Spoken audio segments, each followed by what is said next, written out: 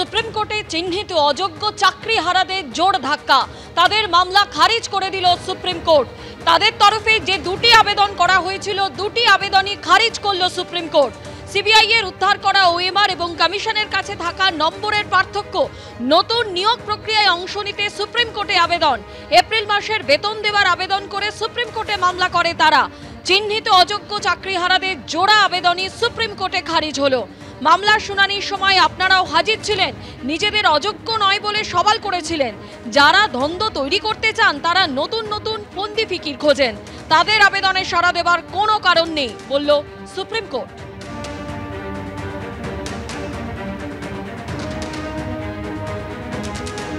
যারা দুর্নীতি করেছে বা অযোগ্য বলে চিহ্নিত তাদের আর চাকরিতে বসতে দেব না, এবং নতুন এই যে চাকরিটা সেটা তো চলেই গেল, আর নতুন করে পরীক্ষাতেও বসতে পারবে না। তো সেই জায়গায় দাঁড়িয়ে আমরা অবশ্যই সাধুবাদ জানাবো এই ডিসিশনকে, কিন্তু আমরা তো কাউকে অযোগ্য বলে চিহ্নিত করিনি। তাদের গণতান্ত্রিক অধিকার আছে তাদের জন্য লড়াই করা সুপ্রিম কোর্টে, এবং সেটা তারা করেছে, পরবর্তীতে হয়তো রিভিউতেও যাবে। তো সেই জায়গায় দাঁড়িয়ে সুপ্রিম কোর্ট কী রায় দেয় এবং সমস্ত কিছুই প্রমাণ তথ্যের উপরে নির্ভর করবে। আমরা চাইবো যারা যোগ্য বলে বিবেচিত তাদের চাকরিটা যেন থাকে, তারা যেন পুনর্বহাল থাকতে পারে, এবং অযোগ্য যারা প্রমাণিত হবে বা হয়েছে তারা যেন কোনোভাবেই আর পরীক্ষায় বসতে না পারে বা চাকরিতে পুনর্বহাল থাকতে না পারে। কারণ এটা আমাদের যে অধিকার বা সাংবিধানিক অধিকার সেটা লঙ্ঘন করে। দুর্নীতি করে কেউ চাকরিতে থাকতেও পারে না, দুর্নীতি করে তাদের চাকরি কখনো পরীক্ষায় বসতে দেওয়া উচিত নয়, এবং সেটাই সুপ্রিম কোর্ট করেছে। সুপ্রিম কোর্টে চিহ্নিত অযোগ্য চাকরিহারাদের জোর ধাক্কা, তাদের দুটি আবেদনই খারিজ করে দিল সুপ্রিম কোর্ট। এবং তাদের তরফে যে দুটি আবেদন করা হয়েছিল তাতে বলা হয়েছিল যে নতুন নিয়োগ প্রক্রিয়ায় যাতে তারা অংশ নিতে পারে এ বিষয়ে সুপ্রিম কোর্টে তাদের তরফে আবেদন করা হয়েছিল। এবং অন্য একটি যে আবেদন করা হয়েছিল যে এপ্রিল মাসের বেতন দেওয়ার আবেদন করেই তারা সুপ্রিম কোর্টে মামলা করে, কিন্তু দুটি মামলাই খারিজ করে দিয়েছে সুপ্রিম কোর্ট। সুপ্রিম কোর্ট ওদের সমস্ত আবেদন খারিজ করে দিয়েছিল। ওরা একটা কৌশল নিয়েছিল যে একের পর এক এরকম দরখাস্ত করে বিভিন্ন দলকে দিয়ে সুপ্রিম কোর্টের রায়টাকে পাল্টে দেবে।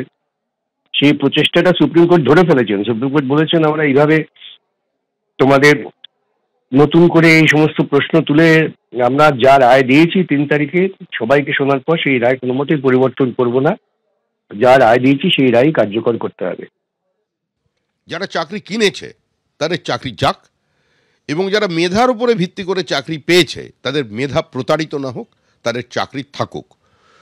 রিভিউ পিটিশন দাখিল হয়েছে, কিন্তু রাজ্য সরকারের পক্ষ থেকে কোনো তৎপরতা নেই। রাজ্য সরকার পারে, তৃণমূল কংগ্রেস পারে, পর্ষদ পারে, মুখ্যমন্ত্রী পারেন যোগ্য অযোগ্যদের পৃথক করতে। চাই রাজ্য সরকার অযোগ্যদের তালিকা প্রকাশ করুক। আমরা চাই রাজ্য সরকার এদের চিহ্নিত করুক। যারা মেধার ভিত্তিতে নির্বাচিত হয়েছিলেন, চাকরি পেয়েছিলেন, তাদের জন্য রাজ্য সরকার মহামান্য আদালতের দরজায়। যদি দুর্নীতি হয়ে থাকে, যে পয়সা নিয়েছে এবং যে পয়সা দিয়েছে সমান, সুতরাং আজকে সুপ্রিম কোর্টে গিয়ে বিজেপি বা সিপিএম তারা আগে দাবি করেছিল যে এই প্যানেল সম্পূর্ণভাবে বাতিল করতে হবে, এই 26,000 প্লাস তাদের প্যানেল, এবং সেই মতন কথা শুনে সুপ্রিম কোর্ট সেই প্যানেল বাতিল করেছেন, চাকরি গেছে। যোগ্য অযোগ্যদের কথা তখন তো বলেননি বিকাশ বাবুরা বা বিজেপির লয়ার, তখন বলেছিলেন যে চালের মধ্যে কাঁকড় আছে, পুরো চালটাকে ফেলে দাও। আজকে আবার কেন অন্য তাদের হয়ে এখানে কুমিরের কান্না দেখাচ্ছেন?